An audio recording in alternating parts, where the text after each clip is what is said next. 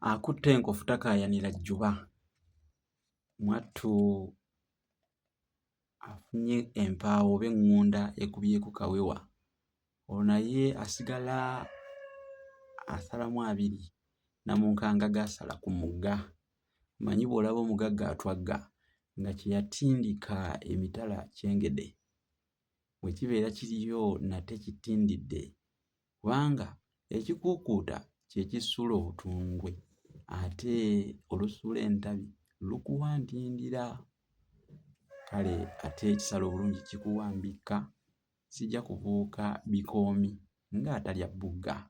Nze musomesa Munnabusiro Ssaava Bosa Musisi nga siyiise omu nga Walugongo ku Kizigo oba ku Bukukumbo. Ndi ne muganda wange Paulo Prosper. Olunaku olwaleero tukyasunsula ensonga, tukyannyonnyola, tukyalambulula obulombolombo obukulu n'ebiteresebwa oba ebitalekeka mu kwabya olumbe. Mwebale nnyo era nammwe okutugoberera. Tubakakasa nti tujja kubawa byonna nga tukekeya awatali kulekayo. Tufaananeko abakekeya olw'okunoonya enkyekkalwe oba kale luulu oba limaasi. Kale mwebale nnyo, mwebalire ddala ate okutugoberera wano. Nze nawandiika ebitabo Olulasangeye, Effumbekero ly'Ebisoko, Bassekabaka b'Ensi Muwawa, Olulimi Oluganda n'Ebigunjiddwa ku Mulembe Omutebi mubinoonyeeko ku +256 781 599 343. Kanjiddemu eri +256 781 599 343. Naawe alina kye weebuuza kyonna oyita ku WhatsApp eyo. Ku YouTube nkozesa Munnabusiro n'Olulasangeye, ate ku TikTok nkozesa Ssengule 222. Ku Facebook tulinako Facebook page namba eyitibwa Olulasangeye. Olwaleero tuli ku musumisi. Omusumisi y'ani?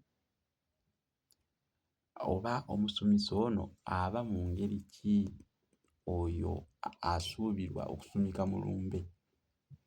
Kubanga ekigambo omusumisi abamu balina engeri gye bakitegeeramu.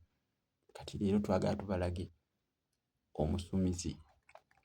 Omusumisi muntu mukulu mu kwabya olumbe, era ennaku ez'okwabya olumbe bwe zigenda nga zisembera, ab'ekika bakuŋŋaana ne baddamu okuteesa ku by'olumbe. Enkiiko zikubwa ez'enjawulo nga ab'ekika batudde ne bateesa ku bikwatagana n'okwabya olumbe. Era mu nkiiko ezo ezimu ku ezo ezisembayo mwe balondera omusumisi.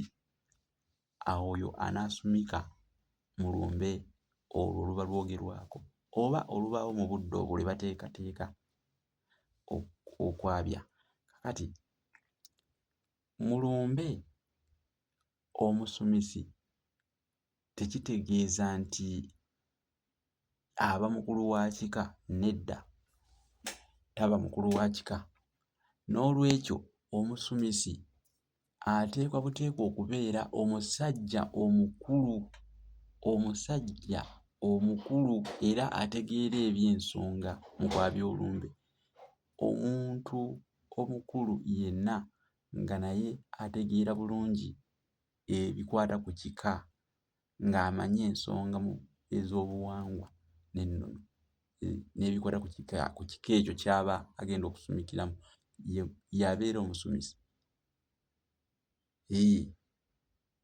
Ateekwa okuba nga amanyi ebintu, ng'amanyi ebifa ku kika ekyo, ebyetaago bye ŋŋamba eby'omusumisi. Ekirala, alina okuba omusajja ow'amagezi ennyo ng'amanyi bulungi ensonga z'ekika kye. Alina okuba omuntu ow'obuvunaanyizibwa ennyo. Omusumisi ateekeddwa okuba omuntu ow'obuvunaanyizibwa ennyo.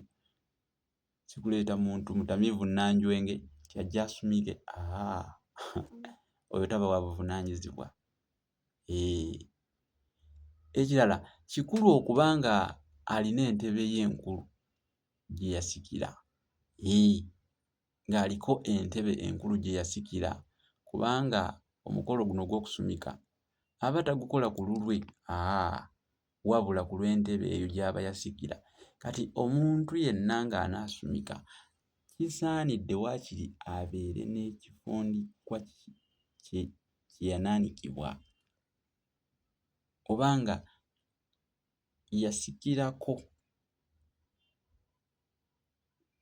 Nga bwe mbagambye nti si y'aba akikola yekka wabula ku lw'obuvunaanyizibwa bw'aba yasikira. Noolwekyo ensonga eyo omuntu gwe tuyita omusumisi y'oyo ateekeddwa okuba nga naye yasikako era ng'alina ekifundikwa mu buufu obwo.